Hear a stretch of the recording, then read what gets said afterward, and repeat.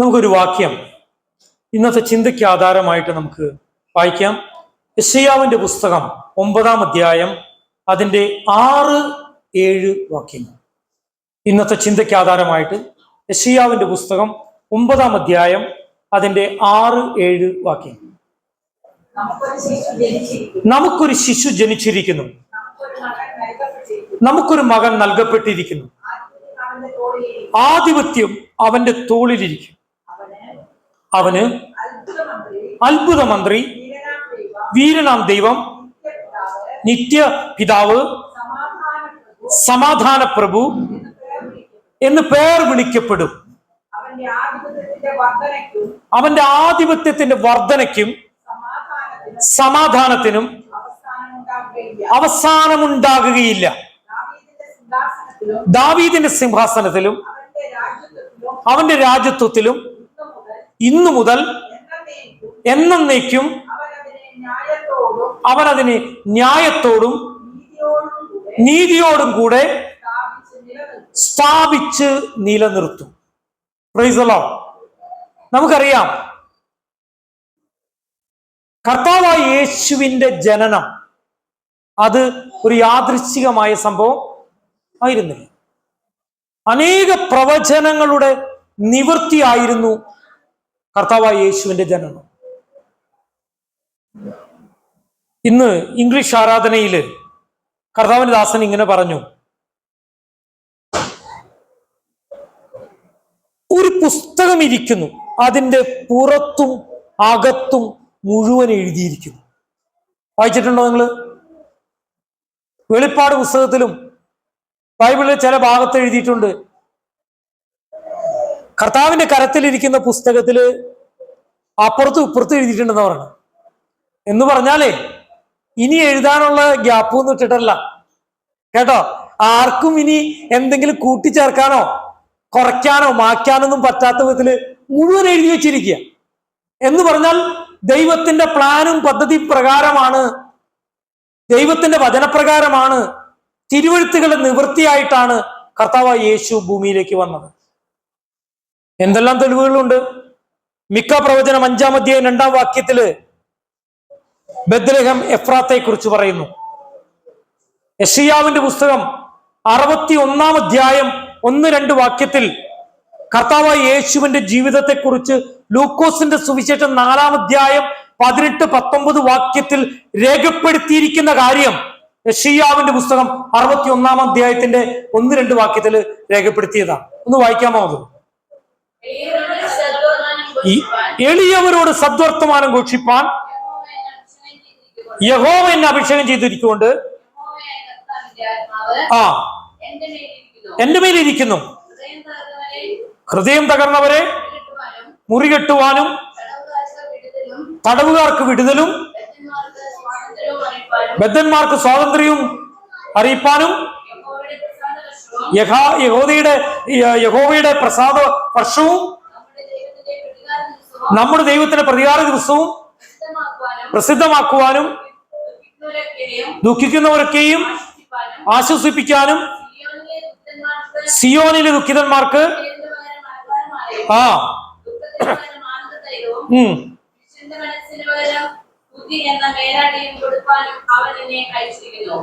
Price the Lord.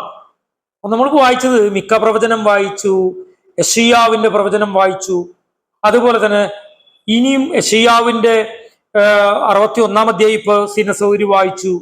സഖറിയാവിന്റെ പ്രവചനത്തിലുണ്ട്, അവൻ ഒരു എന്തിനെ പോലെ വരുന്നു, അവൻ വിനയാന്വിതനായിട്ട് വരുന്നു. അതുപോലെ യെശയ്യാ പ്രവചനം 40-ാം അധ്യായത്തിലുണ്ട്. അതുപോലെ തന്നെ മലാക്കിയുടെ പുസ്തകത്തിൽ 3-ാം അധ്യായത്തിന്റെ 1-2 വാക്യങ്ങളിലുണ്ട്, 4-ാം അധ്യായത്തിന്റെ 5-ാം വാക്യത്തിലുണ്ട്. അതുപോലെ ലൂക്കോസിന്റെ സുവിശേഷം 1-ാം അധ്യായം 31 മുതൽ 33 വരെയുള്ള വാക്യത്തിൽ ആ പഴയ കാര്യങ്ങളെ കുറിച്ച് പറഞ്ഞിട്ടുണ്ട്. ചുരുക്കം പറഞ്ഞാൽ കർത്താവായ യേശുവിന്റെ ജനനത്തെക്കുറിച്ച് കൃത്യമായ ദൈവവചനത്തില് എന്തുണ്ടായിരുന്നു? എഴുതിയിരുന്നു. അപ്പോ ഒരു കൺഫ്യൂഷൻ. പഴയ നിയമ ഭക്തന്മാര് എങ്ങനെയായിരുന്നു ഇത് കണ്ടത്? അവർക്കാണോ ഇത് മനസ്സിലാക്കാൻ എളുപ്പം, നമുക്കാണോ മനസ്സിലാക്കാൻ എളുപ്പം പ്രവചനങ്ങൾ? എന്തുകൊണ്ട്? പരിശുദ്ധാത്മാവിന്റെ കാര്യമൊന്നും വേണ്ട. അത് അപ്പൊ പഴയ നിയമത്തിലും പുതിയ നിയമത്തിലൂടെയും പഴയ ആൾക്കാർക്കും മനസ്സിലാക്കിക്കൂടെ? എന്താണ് നമുക്ക് അവിടെ വൃത്തിയത് കേൾക്കണം, ശ്രദ്ധിക്കുക. അതായത് പഴയ നിയമ ഭക്തന്മാര് ഈ സൈഡിൽ നിൽക്കാം, എന്നിട്ട് ഇങ്ങോട്ടേക്ക് നോക്കാം. ഇങ്ങോട്ട് നോക്കുമ്പോ കുറെ മൈൽ സ്റ്റോൺസ് കാണാൻ പറ്റും. എന്ന് പറഞ്ഞാൽ കുറെ പ്രവചനങ്ങൾ കാണാൻ പറ്റും. യെശയ്യാ പുസ്തകം, സക്കറിയാവിന്റെ പുസ്തകം, മലാക്കിയുടെ പുസ്തകം, അങ്ങനെ പുസ്തകങ്ങളുടെ എണ്ണങ്ങൾ കണ്ടമാനുണ്ടാവും. ചുരുക്കം പറഞ്ഞാൽ കർത്താവായ യേശു ജനിച്ചത് മലാക്കി പുസ്തകം എഴുതി 400 വർഷങ്ങൾക്ക് ശേഷമാണ്. അപ്പൊ 400 വർഷം എന്ന് പറഞ്ഞാൽ എത്ര തലമുറ മുന്നിൽ കിടക്കാം. അപ്പൊ ഇവിടെയുള്ള യഹൂദന്മാരൊക്കെ ഇങ്ങനെ നോക്കുമ്പോ ഈ പ്രവചനങ്ങളൊക്കെ കാണാം, ഒന്നും നിവൃത്തിയായിട്ടുമില്ല. ശരിയല്ലേ? അപ്പൊ ഇവിടുന്ന് നോക്കുമ്പോ ഒരു കൂട്ടം പ്രവചനങ്ങൾ, അതായത് കർത്താവായ യേശുവിൽ വരാനുള്ളതും പിന്നെ വരാനുള്ളതും ഒക്കെ കൂടി ഭയങ്കര ഇവർക്ക് തലയ്ക്ക് ഭ്രാന്ത് പിടിച്ചിട്ടുണ്ടാവും. ശരിയല്ലേ? അതേസമയം നമുക്കോ, നമ്മൾ നടുക്ക നിൽക്കണേ, നമ്മൾ നോക്കിയേ, ഇങ്ങോട്ടും നോക്കും ഇങ്ങോട്ടും നോക്കും. ഇങ്ങോട്ട് നോക്കുമ്പോ യെശയ്യാ പ്രവചനം കാണും, നിവൃത്തിയായി. ബേത്ലഹേം എഫ്രാത്ത നിവൃത്തിയായി. ശരിയല്ലേ? പഴയ നിയമത്തിലെ ഈ കാര്യങ്ങൾ നോക്കുമ്പോൾ ഈ പ്രവചനങ്ങളൊക്കെ ആരിലും നിവൃത്തിയായി? യേശു ക്രിസ്തുവിന് നിവൃത്തിയായി. ശരിയല്ലേ? ഇനി ഇവിടുന്ന് ഇങ്ങോട്ട് നടക്കാൻ പോണ കാര്യം അങ്ങോട്ട് നോക്കിയാൽ മതി. ഹല്ലേലൂയ! അതാ നമ്മുടെ പ്രത്യേകത.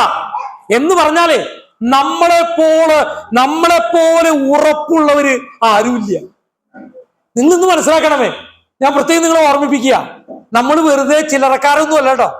നമ്മൾ കർത്താവായ യേശുവിന്റെ രക്തത്താൽ കഴുകി ശുദ്ധീകരിക്കപ്പെട്ട് കർത്താവിന്റെ ആദ്യ വരവിന്റെ അനുഭവം നമ്മൾ അനുഭവിച്ചവരായതുകൊണ്ട് നമുക്ക് പ്രത്യേകതയുണ്ട്. നമുക്ക് പഴയ പുറകിലോട്ട് നോക്കിക്കൊണ്ട് എന്റെ കർത്താവ്, എന്റെ രക്ഷകൻ, എന്റെ നാഥൻ ഇതെല്ലാം നിവർത്തീകരിച്ചു എന്ന അഭിമാനത്തോടെ പറയാം. Price the Lord. ഇത്രയും ധൈര്യത്തോടും ഇത്രയും ബലത്തോടും ഇത്രയും കോൺഫിഡൻസോടും കൂടി ആർക്ക് പറയാൻ പറ്റും?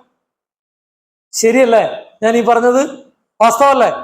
അപ്പോ സാധാരണഗതിയിൽ ഈ കർത്താവായ യേശു ആദ്യം ജനിച്ച സമയത്തും ആദ്യം വന്ന സമയത്തും ഇനി രണ്ടാമത് വരുമെന്ന് പറഞ്ഞ സന്ദർഭങ്ങളെ കുറിച്ച് 4 സിമിലാരിറ്റിയും അതുപോലെ 5 ഡിഫറൻസുകളും ഉണ്ട് എന്ന് ഞാൻ 2021 ചാലക്കുടിയിൽ ഒരു പരസ്യയോഗത്തോടുള്ള ബന്ധത്തിൽ ഞാൻ പ്രസംഗിക്കാനിടയായി. അത് ഞാനിപ്പോൾ വീണ്ടും യൂട്യൂബിൽ അപ്ലോഡ് ചെയ്തിട്ടുണ്ട്. അതിനെക്കുറിച്ചല്ല ഞാൻ പറയാൻ ആഗ്രഹിക്കുന്നത്. ഞാൻ പറയാൻ ആഗ്രഹിക്കുന്ന കാര്യം നിങ്ങൾ ശ്രദ്ധിക്കണം. അപ്പസ്തോല പ്രവൃത്തി 1-ാം അധ്യായം എടുക്കാം. അതിന്റെ 9 മുതൽ 11 വരെയുള്ള വാക്യം ഒന്ന് വായിക്കാം. ആ 2 വാക്യങ്ങളിൽ നിന്നുകൊണ്ട് ഞാൻ ചില കാര്യങ്ങൾ നിങ്ങളെ പ്രാരംഭമായിട്ടൊന്ന് അറിയിക്കാൻ ആഗ്രഹിക്കുക. അപ്പസ്തോല പ്രവൃത്തി 1-ാം അധ്യായം 9 മുതൽ 11 വരെയുള്ള വാക്യം. ഇത് പറഞ്ഞ ശേഷം അവർ കാണെ അവൻ ആരോഹണം ചെയ്തു. ഒരു മേഘം അവനെ മൂടിയിട്ട് അവൻ അവരുടെ കാഴ്ചയ്ക്ക് മറഞ്ഞു. വൈകി അവൻ പോകുന്നേരം അവർ ആകാശത്തേക്ക് ഉറ്റുനോക്കുമ്പോൾ വെള്ള വസ്ത്രം ധരിച്ച 2 പുരുഷന്മാർ അവരുടെ അടുക്കൽ നിന്നു. ഗലീല പുരുഷന്മാരെ, നിങ്ങൾ ആകാശത്തേക്ക് നോക്കി നിൽക്കുന്നത് എന്ത്? നിങ്ങളെ വിട്ട് സ്വർഗാരോഹണം ചെയ്ത ഈ യേശുവിനെ സ്വർഗത്തിലേക്ക് പോകുന്നവനായി നിങ്ങൾ കണ്ടതുപോലെ തന്നെ അവൻ വീണ്ടും വരുമെന്ന് പറഞ്ഞു. 2 വാക്യങ്ങൾ നമ്മൾ വായിച്ചത്. ഈ 2 വാക്യം നമ്മൾ പലപ്പോഴും വായിച്ചാൽ പോവും. ഈ വാക്യത്തിൽ ഒരു ആഴത്തെ കുറിച്ച് പറയാൻ വേണ്ടി ഞാൻ പറയണം. എന്ന് പറഞ്ഞാൽ എന്തൊക്കെയാ ഈ 2 വാക്യങ്ങളിൽ സംഭവിച്ചത്? ഒന്ന്, കർത്താവായ യേശു സ്വർഗാരോഹണം ചെയ്തു. ആമേൻ. തങ്ങളോടുകൂടി 40 ദിവസം താമസിച്ച് ശരീരത്തോടുകൂടി ആയിരുന്നു. അവരത് ഭക്ഷണം വരെ കഴിച്ച് അവർ നേരെ കണ്ടതായ കർത്താവ് ഹി വെന്റ് അപ്പ്. സ്വർഗത്തിലേക്ക് പോയി. യേശു ഭൂമിയിൽ ആദ്യം വന്നത് എങ്ങനെയായിരുന്നു? ഒരു ബലഹീനതയിലാണെന്ന് പറയുന്നവരുണ്ട്. കാരണം എന്തുകൊണ്ട്? കാരണം ഒരു ശിശുവായിട്ടാണ് ജനിച്ചത്. മാതാപിതാക്കളുടെ ഹെൽപ്പ് വേണ്ടി വന്നിരുന്നു. ഒരു മനുഷ്യനായി ജീവിച്ചത്, ഒരു ദരിദ്രനായിട്ടാണ് ജീവിച്ചത്, പാപമൊന്നും ചെയ്തില്ല, ശത്രുക്കളാൽ കൊല്ലപ്പെട്ടു എന്ന് ലോകത്തിന് പറയാം. പക്ഷെ തന്റെ ജീവൻ സമർപ്പിച്ചു. മനുഷ്യപുത്രനെന്ന് ലൂക്കോസ് പറഞ്ഞു. യാഗമൃഗമെന്ന്, അറുക്കപ്പെടുന്ന കുഞ്ഞാടെന്ന് ആര് പറഞ്ഞു? മർക്കോസ് പറഞ്ഞു. യോഹന്നാൻ പറഞ്ഞു ദൈവപുത്രനാണെന്ന്. മത്തായി പറഞ്ഞു. ആരെന്ന് പറഞ്ഞു? രാജാവാണ്, ഇസ്രായേലിന്റെ രാജാവാന്ന് പറഞ്ഞു. ഒക്കെ ശരി. പക്ഷേ താൻ വന്നത് നമ്മുടെ പാപമോചനത്തിന് വേണ്ടി അറുക്കപ്പെടാൻ വേണ്ടിയാണ്. ഹല്ലേലൂയ. അതിനുള്ള വിശ്വാസം നിമിത്തമാണ് നമ്മുടെ പാപമോചനം സംഭവിച്ചത്. ഇവിടെ പറയുന്നു, ഇവിടെ വന്ന് മരിച്ചു, അടക്കപ്പെട്ടു, ഉയർത്തെഴുന്നേറ്റു. ഇപ്പോൾ ഇതാ ശരീരത്തോടു കൂടി എന്ത് ചെയ്യണം? സ്വർഗാരോഹണം ചെയ്തു. ഇതാണ് ഒന്നാമത് അതിൽ പറഞ്ഞാണ്. രണ്ടാമത് ഭൂമിയെ വിട്ടു എന്നാ പറയണം. ഭൂമിയിൽ നിന്ന് അവരുടെ കാഴ്ചക്ക് മറഞ്ഞു. അടുത്തത് കാഴ്ചക്ക് വിട്ട് എവിടേക്കാ പോയത്? സ്വർഗത്തിലേക്ക് പോയി. ഇനി എങ്ങനെയാ പോയത്? ഒരു മേഘത്തിലാ പോയെന്ന് അവിടെ എഴുതിയിട്ടുണ്ട്. എങ്ങനെയാ പോയത്? ഒരു യഥാർത്ഥമായ ശരീരത്തോടു കൂടിയാ പോയെന്ന് പറയുന്നുണ്ട്. ഇനി എങ്ങനെയാ ഇത് സംഭവിച്ചത്? എല്ലാ ശിഷ്യന്മാരും കാഴ്ചക്ക് കണ്ടുകൊണ്ട് നിൽക്കുമ്പോഴാണ് സംഭവിച്ചത്. ഇനി ആരാ പോയത്? കർത്താവ് യേശുക്രിസ്തു തന്നെയാ പോയത്. Praise the Lord. ഇത്രയും കാര്യങ്ങൾ ഈ ഭാഗത്ത് എഴുതിയിരിക്കുക, ശരിയല്ലേ? എന്താ പറഞ്ഞ? He went up, he left earth to go to heaven, he left from earth, he left in a cloud, he left in a real body, he left, people saw him, and it was Jesus Christ who went up into heaven. ഇത്രയും കാര്യങ്ങൾ ആ വാക്യത്തിൽ നടന്നിട്ടുണ്ട്. ഇല്ലേ? സംശയമുണ്ടോ ആർക്കെങ്കിലും? ഇല്ലല്ലോ. ഇനി എന്താണ് ആ ദൂതന്മാർ, മാലാഖമാർ പറഞ്ഞത്? എങ്ങനെയാ വരാന്നാ പറഞ്ഞത്? He will come down. എങ്ങനെ മുകളിലേക്ക് പോയോ അങ്ങനെ തന്നെ താഴേക്ക് ഇറങ്ങി വരും. Praise the Lord. He will come down. രണ്ടാമത്തെ കാര്യം, സ്വർഗത്തെ വിട്ട് താഴത്തേക്ക് ഇറങ്ങി വരും. കർത്താവ് നേരത്തെയും പറഞ്ഞു, ഞാൻ സ്വർഗത്തില് പിതാവിന്റെ അടുത്ത് അനേക വാസസ്ഥലങ്ങൾ ഒരുക്കി കഴിഞ്ഞിട്ട് ഞാൻ നിങ്ങളെ കൊണ്ടുവരാൻ വേണ്ടി ഞാൻ മുകളിൽ നിന്ന് വീണ്ടും താഴെ വരും എന്നാ പറഞ്ഞത്. ഇത് ആരും കൂടി പറഞ്ഞിട്ടുണ്ട്. ദൂതന്മാര് പറഞ്ഞു, he will leave heaven to come to earth. ഇനി മാത്രം ഈ താഴ്ന്ന ഭൂമിയിലേക്ക് ഇറങ്ങി വരും. അവന്റെ കാല് ഒലിവുമലയിൽ സ്പർശിക്കും. Praise the Lord. ഇനി എങ്ങനെ വരും? മത്തായി സുവിശേഷം 24-ാം അധ്യായം 30-ാം വാക്യത്തിൽ എന്താ പറയുന്നത് അറിയാമോ? അവൻ മേഘാരൂഢനായി വരും. എങ്ങനെ വരും? വാനമേഘങ്ങളിൽ വരും. സ്തോത്രം. അപ്പൊ ഇപ്പൊ ദൂതന്മാരിങ്ങനെ പറഞ്ഞു, നിങ്ങൾ എങ്ങനെ കണ്ടോ അങ്ങനെ വരും എന്ന് പറഞ്ഞു. ശരിയാണോ? നിങ്ങൾ എങ്ങനെ കണ്ടോ അങ്ങനെ വരും എന്ന് പറഞ്ഞാൽ എങ്ങനെ കണ്ടുവര്? മേഘങ്ങളിൽ എടുക്കപ്പെടുന്നത് കണ്ടു. അപ്പൊ ഇനി എങ്ങനെ വരും? മേഘങ്ങളിൽ തന്നെ വരും. അതുകൊണ്ടല്ലേ കർത്താവ് തൻ ഗംഭീര നാദത്തോടും പ്രധാനത്തിന്റെ ശബ്ദത്തോടും ദൈവത്തക്കന്റെ കാഹളത്തോടും കൂടി അവൻ വാനമേഘങ്ങളിൽ. ഒന്ന് ചിന്തിച്ചു നോക്കൂ, ഒരു വാക്കുപോലും കളയാനുണ്ടോ? സ്തോത്രം. ഇനി എങ്ങനെ വരും? കാണാൻ പറ്റുമോ നമുക്ക്? അതോ ഇനി ഒരു പ്രകാശം പോലെയായിരിക്കോ വരാ? അതോ ശരിക്ക് ആ രൂപത്തിൽ തന്നെയായിരിക്കോ വരാ? ദൈവത്തിന്റെ വചനം പറഞ്ഞു, അവർ കുത്തിയമെങ്കിലേക്ക് നോക്കും. Price the Lord. ശരിക്ക് കാണാൻ പറ്റുന്ന പറയണേ. കർത്താവ് തൻ ഗംഭീരനാഥത്തോടും പ്രധാന ദൂതന്റെ ശബ്ദത്തോടും ദൈവത്തിന്റെ കാഹളത്തോടും അവൻ വാനമേഘങ്ങളിൽ വരുമ്പോൾ ക്രിസ്തുവിൽ മരിച്ചവരും ക്രിസ്തുവിൽ ജീവനോടുകൂടി ഇരിക്കുന്നവരും കർത്താവിനെ എതിരേൽക്കാൻ പുറപ്പെട്ടു വരും. വേറെ വായുവിനെയാണോ എതിരേൽക്കുന്നത്? കാണാൻ പറ്റുമെന്ന് കൃത്യമായിട്ട് വരും. ഇനി അവന്റെ ജനം അവനെ കാണും. ആര് കാണും? എന്തപ്പോ നമ്മൾ വായിച്ചത്? ഇപ്പൊ ഞാൻ പറഞ്ഞത് ക്രിസ്തുവിൽ മരിച്ചവരും ക്രിസ്തുവിൽ ജീവനോടുകൂടി ഇരിക്കുന്നവരും കർത്താവിനെ കാണും. അങ്ങനെയല്ലേ? ആണല്ലോ. ശരി, ഇനി ഇതാരാണ് വരാൻ പോണത്?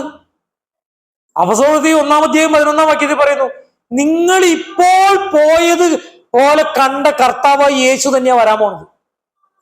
മനസ്സിലായോ? അപ്പൊ കർത്താവ് ആദ്യം വന്നു, നമുക്ക് വേണ്ടി മരിച്ചു, അടക്കപ്പെട്ടു, ഉയർത്തെഴുന്നേറ്റു, സ്വർഗാരോഹണം ചെയ്തു, ഇനി രണ്ടാമത് വരാൻ പോവാ. അപ്പൊ ഇപ്പോഴും ഇവിടെ എന്ത് നടന്നുകൊണ്ടിരിക്കുക? ക്രിസ്മസ് ആഘോഷം നടന്നുകൊണ്ടിരിക്കുക. Happy Christmas, happy Christmas. പിന്നെ നാട്ടിൽ മുഴുവൻ ഒരു ഫോറിനറും വന്നിട്ടുണ്ട്. ആരാ ഫോറിനർ? സാന്താക്ലോസ്. ഇവനീ ഞാൻ വിചാരിച്ചു സാന്താക്ലോസ് ആണാന്ന്. അപ്പൊ ഈ മുരുകൂര് കൂടി പോയി കഴിഞ്ഞപ്പോ മുരുകൂര് ഇടവകയില് പകുതി ആൺ സാന്താക്ലോസുകളും പകുതി പെൺ സാന്താക്ലോസുകളും കൂടിയാണ് റോഡിൽ കൂടെ നടക്കണം. എല്ലാവരും ചോപ്പ ചെയ്തിട്ട് തലയിൽ തൊപ്പിയും വെച്ച് നടക്കാം. ഇദ്ദേഹത്തിന് ക്രിസ്മസ് ആയിട്ട് എന്ത് കാര്യം? ഒരു കാര്യമില്ല. മനസ്സിലായോ? ഈ ആഘോഷം നടന്നുകൊണ്ടിരിക്കുക. കർത്താവ് ജനിച്ചപ്പോ മൃഗങ്ങൾക്ക് സന്തോഷമായിരുന്നു. എന്താ സന്തോഷം? ആൾക്കാർ കാണാൻ വരുന്ന ഈ മൃഗങ്ങൾക്കൊക്കെ നമ്മൾ കാണാൻ ചെല്ലുന്നത് ഇഷ്ടമാണ് കേട്ടോ. ഒരു വട്ടം ചെല്ലുമ്പോ ഒച്ചെടുക്കുള്ളൂ. റെഗുലറായിട്ട് ചെന്ന് നോക്കിയേ, ഏത് കാക്കയായാലും ഏത് പൂച്ചയായാലും ഏത് പുലി ആയാലും ഒരു സ്നേഹം പ്രകടിപ്പിച്ചു കൊടുക്കും. നമ്മൾ സ്നേഹിക്കാത്തതുകൊണ്ടാ. ക്രിസ്മസ് വരുമ്പോഴേക്കും കോഴികളായ കോഴികളും പോത്തായ പോത്തും പശുവായ പശുവും പോർക്കായ പോർക്കും ആടായ ആടും കരച്ചിൽ കൊടുക്കും. ശരിയല്ല? ശരിയല്ല ഞാൻ പറയണത്. പിന്നെ ആഘോഷത്തിന് ചാലക്കുടിയാണോ ഇരിങ്ങാലക്കുടിയാണോ അങ്കമാലിയാണോ പിന്നെ മറ്റൊടുത്ത സ്ഥലം ഏതാ? ഈ കൊല്ലടുത്തുള്ള സ്ഥലം കരുനാഗപ്പള്ളിയാണോ ഒന്നാം സ്ഥാനം എന്നുള്ള മത്സരമാണ് നടക്കുന്നത്. കാരണം ഇതുണ്ടെങ്കിൽ മാത്രമേ ക്രിസ്മസ് ആഘോഷം ഉണ്ടാവുള്ളൂ. ഈ ആഘോഷിച്ചുകൊണ്ടിരിക്കുമ്പോ പണ്ടൊരു ഇതുണ്ട്, മണ്ണും ചാരി നിന്നവൻ പെണ്ണും കൊണ്ടുപോയി എന്ന് പറഞ്ഞിട്ട് ഇതുണ്ട്. ഇവിടെ ഈ ആദ്യത്തെ ഹാപ്പി ക്രിസ്മസ് കരോളൊക്കെ നടന്നുകൊണ്ടിരിക്കുമ്പോ ചിലപ്പോ കർത്താവിന് രണ്ടാമത്തെ വരവ് നടക്കാൻ സാധ്യതയുണ്ട്. അതുകൊണ്ട് ആൾക്കാരോട് പറയണേ, ഇത് കെട്ടിത്തൂക്കി, നക്ഷത്രം കെട്ടിത്തൂക്കി, പുൽക്കൂടുണ്ടാക്കി, അതുപോലെ തന്നെ കേക്ക് കൊടുത്ത് കാര്യങ്ങൾ ചെയ്താൽ മാത്രം പോരാ. ഇതിന്റെ ആഴമേറിയ സത്യം മനസ്സിലാക്കി കൊടുക്കണം എന്ന് നമ്മൾ പറഞ്ഞു കൊടുക്കണം. ഞാൻ അതുകൊണ്ടാണ് പറഞ്ഞത്, കർത്താവ് ആദ്യം വന്നു, കർത്താവ് തന്റെ മിഷൻ നിവർത്തീകരിച്ചു, പാപമോചനം നടത്തി, അതില് വിശ്വസിക്കുന്നവർക്ക് നിത്യജീവനുണ്ട്. എന്നിട്ട് കർത്താവ് രണ്ടാമത് വരാൻ പോവുകയാണ്. ആ രണ്ടാമത് വരുന്നത് തന്നെ കാത്തിരിക്കുന്നവരെ, പാപമോചനം നേടിയവരെ സ്വീകരിപ്പാനാണ്. ഓക്കെ? ഞാൻ ഒരു കാര്യം വിഷയത്തിലേക്ക് വീണ്ടും പെട്ടെന്ന് വരികയാണ്. അപ്പൊ കർത്താവ് ആദ്യം വന്നത് എന്തിനാണെന്ന് നിങ്ങളോട് ആരെങ്കിലും ചോദിച്ചാൽ നിങ്ങൾ എന്ത് ഉത്തരം പറയും? കർത്താവ് എന്തിനാ ഭൂമിയിലേക്ക് വന്നത്? കൃത്യമായിട്ട് പറയാമോ? യേശു ക്രിസ്തു പാപികളെ രക്ഷിപ്പാൻ ഈ ലോകത്തിൽ വന്നു എന്നുള്ള വിശ്വാസയോഗ്യമായ ദൈവത്തിന്റെ വചനമാണ്. ഏതു മനുഷ്യനും അംഗീകരിക്കാൻ യോഗ്യമാകുന്ന കൊള്ളാകുന്ന വചനമാണ് എന്നാണ് ബൈബിൾ പറയുന്നത്. സ്തോത്രം. അവൻ തന്റെ ജനത്തെ പാവങ്ങളെ രക്ഷിപ്പാനിരിക്കുകൊണ്ട് അവൻ എന്ത് പേരിടണം? യേശു എന്ന് പേരിടണം. അവൻ നമ്മോട് കൂടെ എന്ന അർത്ഥമുള്ള ഇമ്മാനുവേൽ എന്ന് വിളിക്കപ്പെടും. സ്തോത്രം. അവൻ സമാധാനത്തിന്റെ പ്രഭുവാണ്. അവൻ നിത്യനായ പിതാവാണ്. അവനെക്കുറിച്ച്, കർത്താവിനെ കുറിച്ച് പറഞ്ഞ അനേക കാര്യങ്ങൾ ഇരിക്കുന്നുണ്ട്. അപ്പോ പാപികളെ രക്ഷിപ്പാനാ വന്നതെന്ന് ടോമി കൃത്യമായിട്ട് പറഞ്ഞു. ടോമിയല്ല, നമുക്ക് എല്ലാവർക്കും അറിയാം. കാരണം നമ്മളത് മനസ്സിലാക്കിയവർ, അനുഭവിച്ചവരായതുകൊണ്ട് നമുക്കതിൽ സന്തോഷമുണ്ട്. ശരിയല്ല? അതെങ്ങനെയാണ്? എന്നാൽ രണ്ടാമത് എപ്പോഴാ എങ്ങനെയാ വരുന്നത്? ഒരു ജഡ്ജായിട്ടാണ് വരുന്നത്. നിങ്ങളോട് ഞാൻ ഒരു കാര്യം പറയാം. ഈ ചൊവ്വാഴ്ച മേലടൂർ മോഹനം പാസ്റ്ററുടെ അവിടെ ഒരു മീറ്റിംഗ് നടക്കുന്നു. ആ ദിവസം ഒഴിച്ച് ബാക്കി എല്ലാ ദിവസവും ഇവിടെ രണ്ട് മീറ്റിംഗ് വെച്ച് ഉപവാസ പ്രാർത്ഥന മീറ്റിംഗ് ഉണ്ട്. കടന്നു വരാൻ കഴിയുന്നവർക്കൊക്കെയും കടന്നു വരാം. കാലത്ത് 10 മണി മുതൽ 1 മണി വരെ, വൈകിട്ട് 6 മുതൽ 9 വരെ. നമ്മുടെ ജീവിതത്തിൽ ഒരു മാറ്റത്തിനുണ്ടാവുന്ന സമയമായിട്ട് എല്ലാവരും ഞാൻ ക്ഷണിക്കുക. എന്നാൽ 10-ാം തീയതി അവിടെ ഒരു മീറ്റിംഗ് നടക്കുന്നുണ്ട്. 2 ദിവസം വരെ പ്രസംഗിക്കുന്നത്. ഒന്ന് കോട്ടയത്ത് അനിൽ കൊടിത്തോട്ടം, മറ്റൊന്ന് ജഡ്ജിയായി റിട്ടയർ ചെയ്ത വിൻസെന്റ് ചാർലി എന്നവർ. അദ്ദേഹത്തിന്റെ പ്രസംഗം ഞാൻ ഒരിക്കൽ കേട്ടിട്ടുണ്ട്. എന്നെ വളരെയധികം സ്വാധീനിച്ചൊരു പ്രസംഗമാണ്. അദ്ദേഹം പറഞ്ഞു, കർത്താവ് ആദ്യം വന്നത് രക്ഷകനായിട്ടെങ്കിൽ, കൃപ നൽകുവാനാണെങ്കിൽ, ദയ നൽകുവാനാണെങ്കിൽ, പാപമോചനം നൽകുവാനാണെങ്കിൽ, തന്റെ നിഷ്കളങ്ക രക്തം നൽകാനാണെങ്കിൽ, രണ്ടാമത് വരുന്നത് അതിനല്ല. രണ്ടാമത് വരുന്നത് എന്തിനാ? ഒരു ജഡ്ജായിട്ടാണ്. Price the Lord. പിന്നെ അവിടെ കോംപ്രമൈസ് ഒന്നും ചെയ്യാൻ പറ്റില്ല. അവിടെ ദയാഹർജിയൊന്നും നടക്കില്ല. ഹല്ലേലൂയ. അതിനു മുമ്പ് കർത്താവിനെ സ്വീകരിച്ചിരിക്കണം. അപ്പൊ എൻ്റെ ഒരു ചോദ്യം, ഞാൻ എൻ്റെ വിഷയത്തിന്റെ ആഴത്തിലേക്ക് കടന്നു വരികയാണ്. വിശുദ്ധ ബൈബിളിൽ കർത്താവ് ശിക്ഷാവിധികൾ നടത്തിയ അനേക സാഹചര്യങ്ങൾ എന്തെങ്കിലുമൊക്കെ പറയാമോ നിങ്ങൾക്ക്? പഴയ നിയമത്തിൽ നിന്ന് സോദോം ഗോമോറ, അതിനു മുമ്പ് നോഹയുടെ കാലഘട്ടം, പിന്നെയും പലതൊക്കെ കാണുന്നുണ്ട്. ചെറിയ ചെറിയ കാര്യങ്ങൾ, അതൊക്കെ ശിക്ഷാവിധി എന്ന ഇംഗ്ലീഷിൽ പറയും വിസിറ്റേഷൻസ് എന്നാ പറയുന്നത്. വിസിറ്റേഷൻ, സന്ദർശനങ്ങൾ. കർത്താവേ അങ്ങയുടെ ജനത്തെ സന്ദർശിക്കണമേ. പ്രവാചകന്മാരൊക്കെ പറയുമ്പോ നമ്മൾ ഈ ഒരു ഫ്രണ്ട്ലി വിസിറ്റ് നടത്തുന്ന കാര്യമാണ് ഇവർ പറയണത്. ദൈവമേ താന്തോന്നികളായിട്ട് നടക്കണേ, കർത്താവെ ഒന്ന് സന്ദർശിക്കണമേ. എന്തും ചില ആൾക്കാരൊക്കെ പറയൂട്ടാ നമുക്കെതിരെ ചെയ്യണേ. ദൈവമേ അവന്റെ മേൽ എന്തായിക്കണേ? ന്യായവിധി. ചിലർക്ക് സന്ദർശനം പറയണവരുണ്ട്. ദൈവമേ അവനെ സന്ദർശിക്കണമേ. ശരിക്കും അറിയണവർക്കറിയാം, പഴനിമ അറിയണവർക്കറിയാം ഈ പറയണത് ഒരു വലിയ പ്രതികാരത്തിലുള്ള വിളിയാണ്. കൊടുക്കണേ അവനുള്ള നാളുള്ള കൂട്ടുന്ന ഈ പറയണത്. അങ്ങനെയൊക്കെ പലതും കണ്ടിട്ടുണ്ട്. പക്ഷേ ഞാൻ പറയുന്നത് നിങ്ങൾ ശ്രദ്ധിക്കണം. തിരുവചനമായ ബൈബിൾ 5 ന്യായവിധികളെ കുറിച്ച് പറയുന്നുണ്ട്. സ്തോത്രം. എത്ര ന്യായവിധികൾ? 5 ന്യായവിധികൾ. ഒന്നുകൂടി ശ്രദ്ധിക്കുക. തിരുവചനമായ ബൈബിൾ 5 ന്യായവിധികളെ കുറിച്ച് പറയുന്നുണ്ട്. ദൈവമക്കളായി നാം അതിനെക്കുറിച്ച് അറിയണം. ഞാൻ ഇങ്ങനെ പറയാം, 2 ന്യായവിധികളെ കുറിച്ചെങ്കിലും മിനിമം ശരിക്കറിയണം.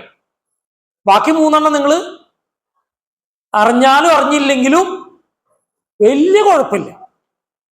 കേട്ടോ ഞാൻ പറഞ്ഞത്? അപ്പൊ നിങ്ങൾക്ക് ചിന്ത വരും, ബൈബിളിൽ എത്ര ന്യായവിധികളെ കുറിച്ചുണ്ട്? 5 ഉണ്ട്. 2 കുറിച്ച് നമ്മൾ കൃത്യമായിട്ട് അറിഞ്ഞിരിക്കണം. ബാക്കി 3 കുറിച്ച് തർക്കിക്കുകയോ തർക്കിക്കാതിരിക്കുകയോ എന്ത് വേണം ചെയ്തോ, എനിക്ക് കുഴപ്പമില്ല. അതുകൊണ്ട് നിങ്ങൾക്ക് വലിയ പ്രശ്നമൊന്നും സംഭവിക്കില്ല. അപ്പൊ എന്താണ് ഈ ആദ്യത്തെ 2 ന്യായവിധികൾ? ആർക്കെങ്കിലും പറയാമോ? ആദ്യത്തെ ന്യായവിധി, ആദ്യത്തെ ജഡ്ജ്മെന്റ് ഏതൻ തോട്ടത്തിലാ? ഒന്നല്ല, ഒരു ശിക്ഷയാണ്. പുറത്തേക്ക് കിടത്തിയെന്ന് മാത്രമേ ഉള്ളൂ. പറയുമ്പോൾ കാമ്പുള്ള ഒരു ന്യായവിധി എന്ന് വെച്ചാൽ ഒരു ന്യായവിധി. കായനും ആബേലും, അതൊക്കെ ഒരു ചെറിയ ശിക്ഷ മാത്രമേ ഉള്ളൂ. പറഞ്ഞോ, ഞാൻ ഇതായിട്ട് പറയണതല്ലട്ടാ. നിങ്ങൾക്ക് ഈ എന്തു പറയാം, തെറ്റ് പറഞ്ഞാലും തെറ്റായിക്കൊണ്ട് ഒരു ശരിയാവണുള്ളൂ. പറഞ്ഞോ. നോഹയുടെ കാലഘട്ടം ഞാൻ പറഞ്ഞില്ലേ, ഒരു ചെറിയൊരു ശിക്ഷാവിധി മാത്രമേ ഉള്ളൂ. ഒരു ശരിക്കും ന്യായവിധി. ഇത് നിത്യമായിട്ടുള്ള ബന്ധത്തിലുള്ള ഒരു ന്യായവിധിയാ. അപ്പോ സത്യത്തിൽ ടോമി അടുത്തേക്ക് വരുന്നുണ്ട്, പക്ഷേ അതല്ല ആദ്യത്തെ ന്യായവിധി. Sodom Gomorrah. നിങ്ങളുടെ ഉൾക്കണ്ണൊന്ന് തുറന്നേ, നിങ്ങളുടെ ഉൾക്കണ്ണൊന്ന് തുറന്നേ. ആദ്യത്തെ ന്യായവിധി ഒന്ന് കർത്താവ് എന്നെ ഒന്ന് കാണിച്ചു തരണേ. ഈ ന്യായവിധി എന്താ? ആദ്യത്തെ ജഡ്ജ്മെന്റ് എന്താന്ന് ചെങ്കടലോ? നോനോ ഏതാ? ഞാൻ കൃത്യ ആൻസർ ഒന്നും ആൻസർ അല്ലെങ്കിലും തിയററ്റിക്കലായിട്ട് കറക്റ്റ് ആയിട്ട് വരുന്നുണ്ട് പീറ്റർ ബ്രദർ പറഞ്ഞത്. എന്തുകൊണ്ടെന്നറിയോ? ആദ്യത്തെ ന്യായവിധി എന്ന് പറയുന്നത് അതിനു വേണ്ടി യേശു ഭൂമിയിലേക്ക് വന്നത്. നിങ്ങൾ ശ്രദ്ധിക്കണം. ഫസ്റ്റ് ജഡ്ജ്മെന്റ് എന്ന് പറയുന്നത് എന്താ അറിയാമോ? അതിന് ന്യായാധിപതി ആരാന്നറിയാമോ? ദൈവമാണ്. സ്വർഗത്തിൽ ദൈവം ആരാണ്? അതില് പ്രതി ആരാ? പറയ്. സബ്ജക്ട് പ്രതി ആരാ? കർത്താവിനോട് ജീവിച്ചവരാ. യേശു ആരത് പറഞ്ഞത്? Praise Lord. ആന്റണി ബ്രദറാ പറഞ്ഞത്. അതിന്റെ പ്രതി ആരാ? നിങ്ങൾ പറഞ്ഞു. ക്ഷമിക്കണേ, ആന്റണി ബ്രദറും പറഞ്ഞു, ലീലാവ സഹോദരിയും പറഞ്ഞു, നൈസിയും പറഞ്ഞു. നിങ്ങളൊക്കെ ശബ്ദത്തിൽ പറയണം കേട്ടാ, ശബ്ദത്തിൽ പറയണം. ഹല്ലേലൂയ. അതുപോലെ പ്രാർത്ഥിക്കുന്ന സമയത്തും ഉറക്കെ പ്രാർത്ഥിക്കണം. ആമേൻ പറയേണ്ട എല്ലാവർക്കും. അപ്പൊ കേൾക്കൂ, നിങ്ങൾ പറഞ്ഞത് ശരി. എന്ത്? ആദ്യത്തെ ജഡ്ജി ആര്? യേശു അല്ല. ആദ്യത്തെ ജഡ്ജി പിതാവായ ദൈവം ഭൂമിയിലേക്ക് വന്ന പ്രതി എന്ന് പറയുന്ന ആരാ? എന്ന് പറയുന്ന നിഷ്കളങ്കനായ ഒരു പ്രതി, എന്റെയും നിങ്ങളുടെയും പാപങ്ങൾ ഏറ്റെടുത്ത ഒരു പ്രതി, ആ ശിക്ഷയിൽ നിന്ന് ഇറങ്ങിപ്പോരാൻ മനസ്സില്ലാതെ അത് പൂർണ്ണമായി സഹിച്ച ഒരു പ്രതി. അപ്പുറത്തും ഇപ്പുറത്തേക്ക് എന്താ രണ്ട് കള്ളന്മാർ ഇങ്ങനെ ചോദിച്ചു. അത് ചോദിച്ചു, നീ ദൈവപുത്രനാണെങ്കിൽ, നീ രക്ഷകനാണെങ്കിൽ നീ നിന്നെ തന്നെ രക്ഷിക്കുക, കുരിശിൽ നിന്ന് ഇറങ്ങി വരാൻ പറഞ്ഞു. നിന്നെ രക്ഷിക്കും, ഞങ്ങളെ രക്ഷിക്കും. കർത്താവ് ഇറങ്ങിപ്പോയോ? എന്തുകൊണ്ടാ? ഈ സകല മാനവ ലോകത്തിന്റെയും പാപത്തിന്റെ ശിക്ഷ ഏറ്റെടുത്ത് കാൽവരി ക്രൂശിൽ ദൈവത്തിന്റെ ക്രോധം, ആ പനിഷ്മെന്റ്, ആ ജഡ്ജ്മെന്റ് കർത്താവായ യേശു ക്രിസ്തു ഏറ്റെടുക്കുവാനിടയായി. ഇതാണ് ആദ്യത്തെ ന്യായവിധി. ശിക്ഷാവിധി, ന്യായവിധി എന്നൊക്കെ പറയാം. എന്തുകൊണ്ടത് പറയാൻ കാരണം, ഇത് പൂർണ്ണമായിട്ട് ആരങ്ങട് സ്വീകരിച്ചു? കർത്താവ് സ്വീകരിച്ചു. എന്തിനു വേണ്ടി? എന്നെയും നിങ്ങളെയും സ്വർഗത്തിൽ രക്ഷിച്ച് പാപം മോചിച്ച് അതിന് ശിക്ഷ നൽകി, ശിക്ഷ ഏറ്റെടുത്ത് നമ്മെ സ്വർഗത്തിന് അവകാശികളാക്കാൻ. ഒന്നാമത്തെ ജഡ്ജ്മെന്റ് മനസ്സിലായോ? കർത്താവ് യേശു അതില് കഷ്ടം സഹിച്ചവൻ, പാപമില്ലാതിരിക്കെ. അതുകൊണ്ട് അവനെ കൈക്കൊണ്ട് അവന്റെ നാമത്തിൽ വിശ്വസിക്കുന്ന ഏവർക്കും ദൈവമക്കളാകാൻ അവൻ കഴിവ് കൊടുക്കുന്നത്. കേട്ടോ? അതുകൊണ്ട് ഒരു കാര്യം മനസ്സിലാക്കണം. കർത്താവായ യേശു ആദ്യം ഭൂമിയിലേക്ക് വന്നത് തന്റെ ജനത്തെ തന്റെ പാപങ്ങളിൽ നിന്ന് രക്ഷിപ്പാനിരിക്കൊണ്ട് അതിനാ യേശു വന്നത്. ഇതാണ് ഒന്നാമത്തെ എന്ത്? ന്യായവിധി. കേട്ടോ? ആ ജഡ്ജ്മെന്റ് കഴിഞ്ഞോ? കഴിഞ്ഞില്ലേ? കഴിഞ്ഞു. നമ്മള് അതിന്റെ ഗുണമാർക്ക് കിട്ടി. അപ്പൊ ആദ്യത്തെ ജഡ്ജ്മെന്റിന് ഗുണമാർക്ക് മനുഷ്യവർഗത്തിന്, ഏറ്റെടുക്കുന്നവന്, കൃപയാൽ വിശ്വാസം മൂലം ഏറ്റെടുക്കുന്ന ഏത് വ്യക്തിക്കും എന്ത് കിട്ടി? കേട്ടോ? ഇനി രണ്ടാമത്തെ ജഡ്ജ്മെന്റിലേക്ക് പെട്ടെന്ന് വരാം. ഇനിയൊക്കെ നിങ്ങൾ വീട്ടിൽ നിന്ന് ധ്യാനിക്കണം ഈ കാര്യം. ഫസ്റ്റ് ജഡ്ജ്മെന്റ് നിങ്ങൾ മറ്റുള്ളവരോട് പറഞ്ഞു കൊടുക്കണം. ഇന്ന് പുലർച്ചെ ഇരുന്നപ്പോൾ ദൈവത്തിന്റെ ആത്മാവ് എന്നോട് കണ്ണു തുറപ്പിച്ചതാ. രണ്ടാമത്തെ ജഡ്ജ്മെന്റ് പ്രധാനപ്പെട്ട ജഡ്ജ്മെന്റ്. ഞാൻ പറഞ്ഞു നോയുടെ കാലഘട്ടം ഒന്നും അല്ല ഞാൻ പറയുന്നത്. രണ്ടാമത്തെ ജഡ്ജ്മെന്റ് ബൈബിൾ പറയുന്നത് എന്താ? ടോമി പറഞ്ഞ പോയിന്റാണ്. ഒരുവൻ ശരീരത്തിലിരിക്കുമ്പോൾ, ആ ന്യായാസനത്തിന്റെ കാര്യമല്ല, അവിടെയാണ് വ്യത്യാസം. കേൾക്കണം. ആ ന്യായവിധിയെ കുറിച്ച്, ആ ജഡ്ജ്മെന്റിനെ കുറിച്ച് പറയുന്നത് എവിടെയെന്നറിയാമോ? 1 കൊരിന്ത്യർ 11-ാം അധ്യായത്തിൽ. എന്ന് പറഞ്ഞാൽ ശരീരത്തിലിരിക്കുമ്പോൾ നാം ചെയ്തത് നല്ലതും ചീത്തയാണെങ്കിൽ നമ്മൾ എന്ത് ചെയ്യണം? നമ്മൾ നമ്മെ തന്നെ വിധിക്കണം. Price the Lord. നമ്മൾ നമ്മെ തന്നെ. അപ്പൊ ആരാ അതിന്റെ ജഡ്ജി? ആരാ? പറയ്. നമ്മൾ ഓരോരുത്തരും. ഇപ്പൊ ജഡ്ജി ആര്? ഇപ്പൊ പീറ്റർ ബ്രദറാണ് ആ സ്ഥാനത്തേക്ക്. പീറ്റർ ബ്രദറാണ് പീറ്റർ ബ്രദറിന്റെ ജഡ്ജി. ടിജിയുടെ ജഡ്ജി ടിജി. ദേവി സിസ്റ്ററുടെ ജഡ്ജി ദേവി സിസ്റ്റർ. കേട്ടോ? അനിലിന്റെ ജഡ്ജി ആര്? അനിൽ തന്നെ. ഇനി അതിലെ പ്രതിയാരാ? നമ്മൾ തന്നെ. ഈ ജഡ്ജ്മെന്റ് നമ്മുടെ ജീവിതത്തിലുടനീളം തുടർന്നുകൊണ്ടിരിക്കുക. വീട്ടിലായിരിക്കുമ്പോൾ, യാത്രയിലായിരിക്കുമ്പോൾ, ജോലി സ്ഥലത്തായിരിക്കുമ്പോൾ, നമ്മുടെ ജീവിതത്തിന്റെ പല സന്ദർഭങ്ങളിലും ഇത് തുടർന്നുകൊണ്ടിരിക്കുക. അതിന്റെ റിസൾട്ട് എന്താ? അപ്പൊ തന്നെ ചില കൊച്ചു കൊച്ചു ശിക്ഷാവിധിയൊക്കെ കിട്ടൂട്ടോ. പക്ഷെ പ്രധാനപ്പെട്ടത് അതിനു മുമ്പേ പരിഹാരം വരുത്താം. യേശുവിന്റെ രക്തത്താൽ കഴുകി ശുദ്ധീകരണം പ്രാപിച്ച് ക്ലീൻ ചെയ്ത് നമ്മൾ ഒരുക്കിക്കൊണ്ടിരിക്കുന്ന ശിക്ഷ ന്യായവിധിയാ, രണ്ടാമത്തെ ന്യായവിധി. ഇത് രണ്ടും കൃത്യമായിട്ട് പോയാ പിന്നെ നമ്മൾ പേടിക്കണോ? കർത്താവ് എപ്പോ വന്നാലും? നിങ്ങൾ പറയും. രണ്ട് ജഡ്ജ്മെന്റിനെ കുറിച്ചാ ഞാൻ ഇന്ന് പറഞ്ഞത്. ഒന്നാമത്തെ ജഡ്ജ്മെന്റ്, എന്നെയും നിന്നെയും കർത്താവിന്റെ മകനും മകളുമാക്കുവാൻ കർത്താവായ യേശു അവസാനത്തോടെ രക്തം വരെ ചിന്തി, ശാപത്തെ മാറ്റി, കുരിശിൽ മരിച്ചു, അടക്കപ്പെട്ട് ഉയർത്തെഴുന്നേറ്റ് മൂന്നാം ദിവസം ഉയർത്തെഴുന്നേറ്റ് സ്വർഗാരോഹണം ചെയ്ത് വീണ്ടും വരുവാനിരിക്കുന്നു. വീണ്ടും വരുമ്പോൾ, കർത്താവ് വരുമ്പോൾ നാം കർത്താവിന്റെ മുമ്പിൽ നിൽക്കാനുള്ള യോഗ്യത കിട്ടണമെങ്കിൽ നാം തന്നെ വിധികർത്താക്കളായിട്ട്, നാം തന്നെ ശിക്ഷകൾ വിധിച്ച്, നാം തന്നെ പാപമോചനം വരുത്തി എന്ത് ചെയ്യണം? ഒരുങ്ങിയിരിക്കണം. ഇനി എത്ര വിധിയും കൂടി ഉണ്ട്? 3 കൂടി. ഈ 3 വിധികളെ ഞാൻ കണ്ടമാനം നിങ്ങൾ ചർച്ച ചെയ്ത് ഡോക്ടറേറ്റ് എടുക്കണമെന്ന് ഞാൻ പറയണില്ല കേട്ടോ. അതിന് ഡോക്ടറേറ്റ് എടുക്കണവർക്ക് ഇഷ്ടം പോലെ ഉണ്ട്, എടുക്കുന്നോണ്ട് കുഴപ്പമില്ല. ദൈവത്തിന്റെ വചനം പറയുന്നു, നമ്മൾ ഇങ്ങനെ വായിക്കുന്നു,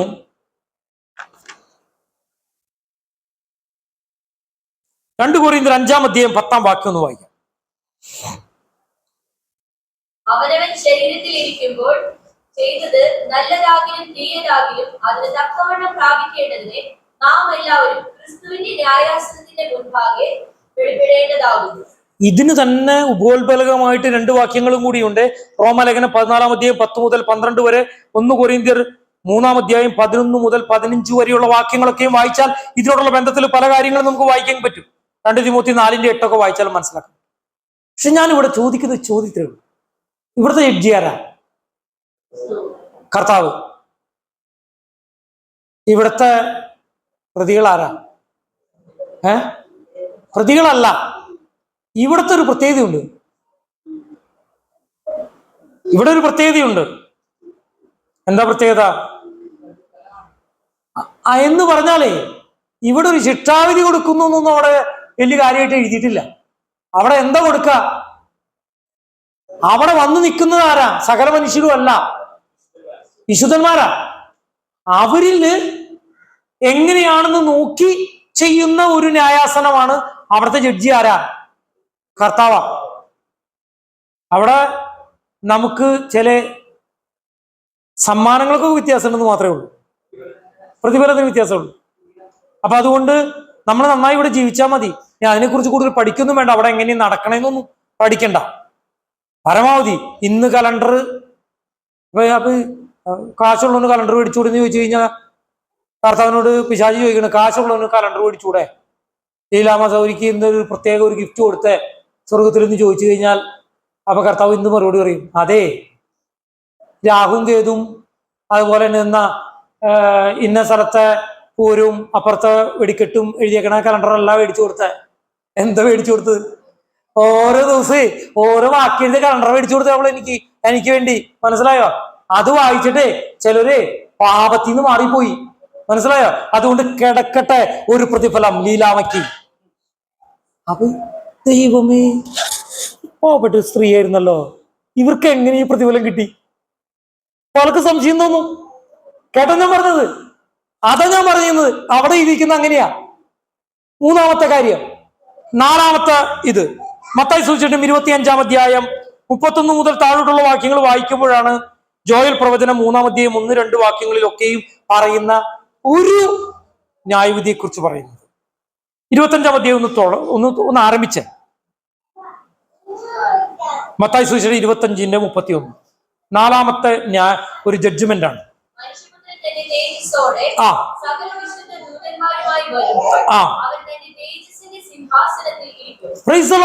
അപ്പൊ ഇവിടെ ആരാ പ്രധാനപ്പെട്ട ആളാര് തന്നെ? കർത്താവായ യേശു തന്നെയാ. ശരിയല്ലേ? അവിടെ ഇരുന്നിട്ട് ചിലരെ എറ്റേണൽ കിങ്ഡത്തിലേക്കും നിത്യരാജ്യത്തിലേക്കും ചിലരെ നിത്യനാശത്തിലേക്ക് വായിക്കും. കേട്ടോ, നിത്യനാശത്തിലേക്ക് വായിക്കും, നിത്യ ജീവനിലേക്ക് വായിക്കും. കേട്ടോ, അതാണ് അടുത്തത്. ഇനി ഒരെണ്ണം കൂടിയുണ്ട്, അത് വായിക്കാം. വെളിപ്പാട് പുസ്തകം 20-ാം അധ്യായം 11 മുതൽ വായിച്ച് 2 പത്രോസ് 3-ലും അതിനെക്കുറിച്ച് രേഖപ്പെടുത്തിയിട്ടുണ്ട്. ഞാൻ വലിയൊരു വെള്ള സിംഹാസനവും അതിൽ ഒരുത്തൻ ഇരിക്കുന്നതും കണ്ടു. അവന്റെ സന്നിധിയിൽ നിന്നും ഭൂമിയും ആകാശവും ഓടിപ്പോയി, അവയെ പിന്നെ കണ്ടില്ല. മരിച്ചവർ ആഭാരവൃദ്ധം സിംഹാസനത്തിൽ മുൻപിൽ നിൽക്കുന്നതും കണ്ടു. പുസ്തകങ്ങൾ തുറന്നു, ജീവന്റെ പുസ്തകം എന്ന മറ്റൊരു പുസ്തകവും തുറന്നു. പുസ്തകങ്ങളിൽ എഴുതിയിരിക്കുന്നതിനെ ഒത്തവണ്ണം മരിച്ചവർക്ക് അവരുടെ പ്രവൃത്തികൾക്കടുത്ത ന്യായവിധി ഉണ്ടായി.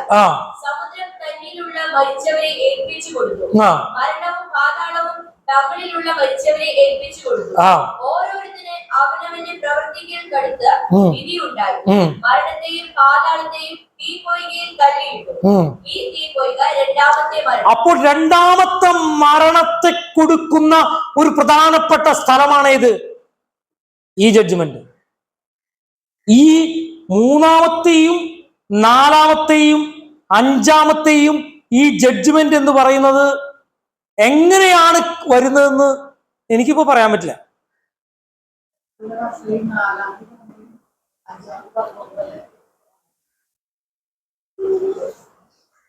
അവിടെ ഒരു കൂട്ടർ എവിടേക്ക് തന്നെ അയക്കുന്നുണ്ട്, നിത്യരാജ്യത്തിലേക്ക് അയക്കുന്നുണ്ട്. ഒരു കൂട്ടർ നിത്യനരകത്തിലേക്ക് അയക്കുന്നുണ്ട്. ഇവിടെ 20-ാം അധ്യായത്തിൽ പറയുന്ന ആ സമയത്ത് ലേക്ക് ഓഫ് ഫയറിലേക്ക് ഇതെങ്ങനെ ഇതിന്റെ കൃത്യതയോടെ വരുന്നതെന്ന് എനിക്ക് മുഴുവൻ പറയാൻ പറ്റില്ല. പക്ഷെ കൃത്യമായിട്ട് ദൈവവചനത്തിൽ രേഖപ്പെടുത്തിയിരിക്കുക.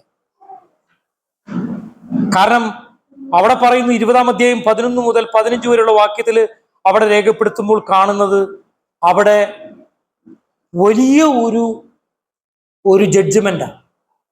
മരണത്തെ, പാതാളത്തെ കുറേം കൂടി വിശദമായിരിക്കുന്ന ഒരു ജഡ്ജ്മെന്റിനെ അവിടെ കാണുന്നത്. ആഴത്തെയാണ് അവിടെ കാണുന്നത്. എന്നാൽ മറ്റുള്ളിടത്ത് കാണുമ്പോൾ അത് 2 സൈഡിലേക്ക് തിരിക്കാനും ചെയ്യാനും മാത്രമേ ഉള്ളൂ.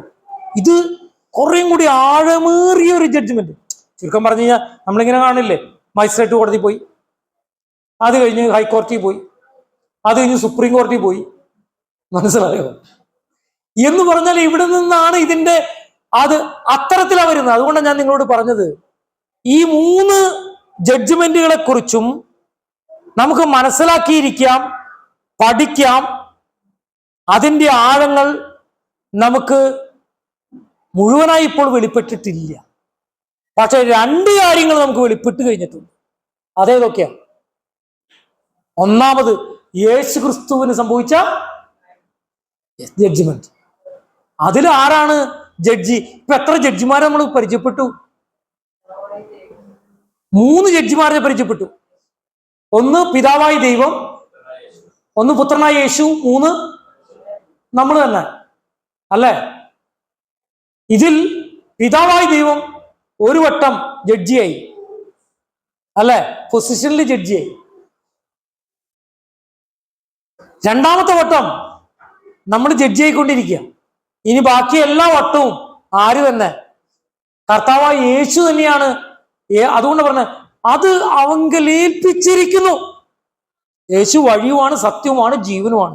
യേശു ഇടയനാണ്, നമുക്ക് വേണ്ടി അറുക്കപ്പെട്ട ആടാണ്, രാജാവാണ്, നിത്യപിതാവാണ്, എല്ലാമാണ്. ഈ ആളെ നമ്മൾ മനസ്സിലാക്കിയിരിക്കണം. ഞാൻ വാക്കുകൾ ഉപസംഹരിക്കാൻ ആഗ്രഹിക്കും. ഞാനിത് പറയാൻ ആഗ്രഹിച്ച കാര്യം എന്താ അറിയാം? കർത്താവ് 2ാമത് വരുന്നത് ഒരു വിധികർത്താവായിട്ടാണ്. കർത്താവ് 2ാമത് വരുന്നത് ഒരു രാജാവായിട്ടാണ്. കർത്താവ് 2ാമത് വരുമ്പോൾ എന്തൊക്കെ സംഭവിക്കുമെന്ന് 1-2 കാര്യങ്ങൾ ഞാൻ പറയാം. കർത്താവ് 2ാമത് വരുമ്പോൾ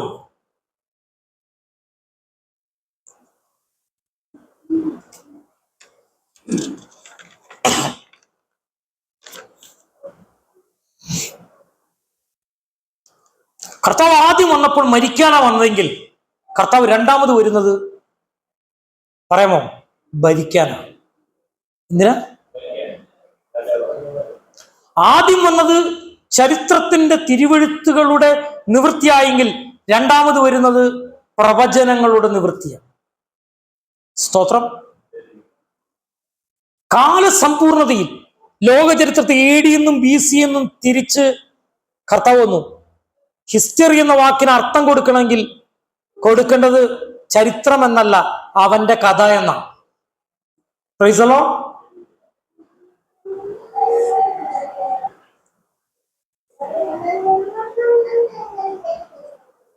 കർത്താവ് രണ്ടാമത് വന്നെങ്കിൽ ആദ്യം വന്നപ്പോൾ സംഭവിച്ചു കഴിഞ്ഞു. കർത്താവ് രണ്ടാമത് വരുമ്പോൾ സംഭവിക്കാൻ പോകുന്നു.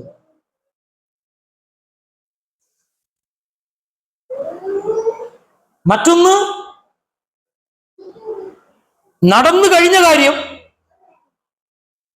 ഇവിടെ ഭാവിയിൽ സംഭവിക്കാൻ പോകുന്ന കാര്യം.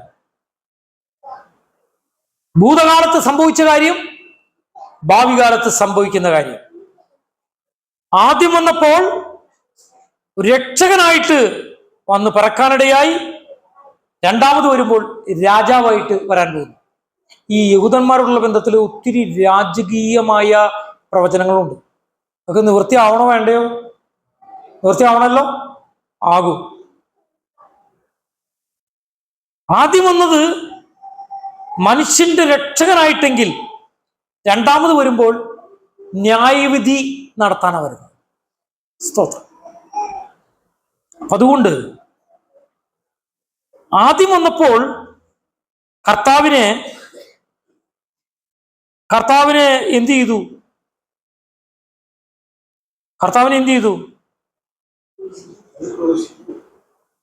കർത്താവിനെ ക്രൂശിച്ചു അല്ലെ? ഒരു ഭാഗത്ത് പറയുന്നു നമ്മുടെ ഇദ്ദേഹം യൂദാസ്കറിയാത്ത ചുംബിച്ചുകൊണ്ട് ഒറ്റിക്കൊടുത്തു. ശരിയല്ല.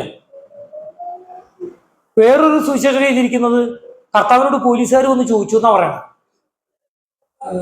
കർത്താവ് ചോദിച്ചു, നിങ്ങൾ ആരെ അന്വേഷിക്കുന്നത്? നസ്രായനായ യേശു ക്രിസ്തു. അത് ഞാൻ തന്നെയാണല്ലോ എന്ന് പറഞ്ഞ വഴി എന്ത് ചെയ്തു? അവര് പുറകോട്ട് ചെയ്ത് മറഞ്ഞ വീണു. ഈ വാക്കിന്റെ ഒരു അധികാര ശക്തി ഒന്ന് ആലോചിച്ച് നോക്കിയ. എങ്കിലും അവരെന്ത് ചെയ്തു? മുഖത്ത് കന്നത്തടിച്ചു, മുഖത്ത് തുപ്പി, കുന്തം കൊണ്ട് കുത്തി, മുൾക്കിരീടം അണിച്ചു. കർത്താവിന് അതുപോലെ പാടുപീടുകൾ സഹിപ്പിച്ചു. കർത്താവിന് ആദ്യം വന്നപ്പോ ഒരു കഴുതക്കുട്ടിയാ. ഇനി വരുമ്പോഴോ എന്ത് കുതിര? വെള്ളക്കുതിര. ശക്തിയോടെ ബലത്തോടെയാ കർത്താവ് വരുന്നത്. ആദ്യം വന്നപ്പോ കൈയിട്ടടിക്കണ ഒരു കുഞ്ഞു കൊച്ച. ശരിയല്ലേ? രണ്ടാമത് വരുമ്പോഴോ ഒരു കോൺകററായിട്ടാ പറഞ്ഞത്. അത് വായിക്കണം, വെളിപ്പാട് പുസ്തകം വായിച്ച് നിങ്ങൾ മനസ്സിലാക്കാൻ പറ്റും എങ്ങനെയാ പറഞ്ഞത്. ആദ്യം വന്നപ്പോ ഗവൺമെന്റ് ആരായിരുന്നു? പിണറായി വിജയനായിരുന്നു. റോമ സാമ്രാജ്യം, ഹേറോദാവ്, ഇങ്ങനെയൊക്കെയായിരുന്നു ഗവൺമെന്റ്. രണ്ടാമത് വരുമ്പോഴോ ഗവൺമെന്റ് ആരുടെ തൊഴിലിരിക്കും? നമ്മുടെ ഇദ്ദേഹത്തിന്റെയോ, നമ്മുടെ ട്രംപിന്റെയോ, എലോൺ മസ്കിന്റെയോ, ആന്റണി ബ്ലിങ്കന്റെയോ, ആരുടെ മേലെയായിരിക്കും? പറയും നിങ്ങള്. ആധിപത്യം, government is in his shoulder, അവന്റെ ഷോൾഡറിലായിരിക്കും. Price the Lord. നിങ്ങളൊന്ന് മനസ്സിലാക്കണോ? ഇവര് പറയാ, വലിയ രാജാക്കന്മാര് പറയാ, അയ്യോ ഞങ്ങൾക്ക് കുഞ്ഞാടിന്റെ കോപത്തിൽ നിന്ന് ഞങ്ങളെ രക്ഷിക്കണേ, കാണാൻ പറ്റില്ല, മലയൊക്കെ വന്ന് ഇങ്ങോട്ട് മേലേക്ക് വീണോളാൻ. ഒരു മലയൊക്കെ വന്ന് മേലേക്ക് വീഴാൻ പറയണമെങ്കിൽ എന്തായിരിക്കും ഈ ശക്തിയും ബലവും ഈ പറയുന്ന ആളുടെ പവറ്? ശബ്ദം കേൾക്കുമ്പോഴേക്കും തന്നെ പേടിച്ച് പറച്ചാ പോവും. ലോകത്തിലെ സകല രാജാക്കന്മാരും ഞെട്ടി വരയ്ക്കുന്ന പറയണം.